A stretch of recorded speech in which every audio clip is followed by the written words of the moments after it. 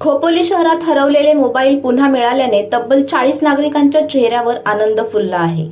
गर्दी, प्रवास किंवा नकळत हरवलेला मोबाईल पुन्हा मिळेल अशी अपेक्षा अनेक जण सोडून देतात. मात्र खोपोली पोलिसांनी आपल्या तत्परतेने, तांत्रिक कौशल्याने आणि सातत्यपूर्ण पाठपुराव्याने हे अशक्य वाटणारं काम शक्य करून दाखवलं आहे. खोपोली पोलीस ठाण्यात विविध नागरिकांनी मोबाईल गहाळ झाल्याच्या तक्रारी नोंदवल्या होत्या. या सर्व प्रकरणाचा गांभीर्याने तपास करत पोलिसांनी CEIR central equipment identity register या आधुनिक प्रणालीचा प्रभावी वापर केला.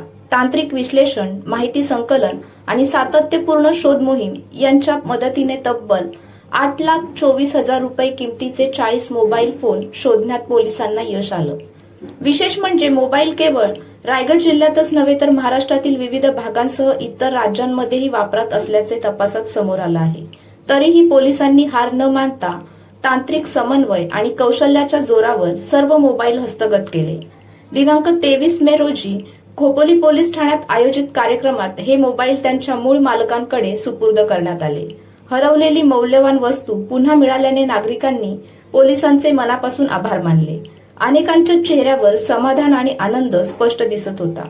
यापूर्वी खोपोली पोलिसांनी 122 गहाळ मोबाईल शोधून नागरिकांना परत दिले आहेत. आतापर्यंत एकूण 162 मोबाईल फोन सुमारे 40,31,300 रुपये किमतीचे शोधून मूळ मालकांच्या ताब्यात देण्यात आले आहेत. त्यामुळे खोपोली पोलिसांच्या कार्यक्षमतेचे सर्वत्र कौतुक होत आहे.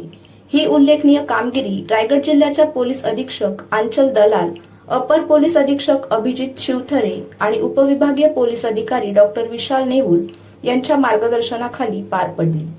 तसेच वरिष्ठ पोलीस निरीक्षक सचिन हिरे यांच्या नेतृत्वाखाली पोलीस कॉन्स्टेबल अमोल राठोड, रामा मासाळ, निलेश कांबळे, वाल्मिक वाडगे, शुभम जाधव, किरण देवकाते, आकाश डोंगरे, समीर पवार आणि प्रशांत दमडे यांनी अथक परिश्रम घेत ही मोहीम यशस्वी केली.